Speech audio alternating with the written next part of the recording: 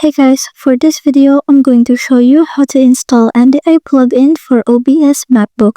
So first thing that you want to do is you're going to open your browser and you want to search for NDI tools. Then you're going to click on the first link, then just click on macOS over here. So I've already have this downloaded.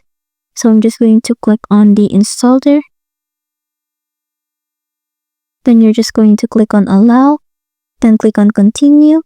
Click on continue, click on agree, then click on install, and just click on the checkbox over here, then click on continue, click on agree, then you're just going to click on restart to restart your MacBook, and after that you want to go ahead and go back to your browser and you want to open a new tab and you want to search for DistroAV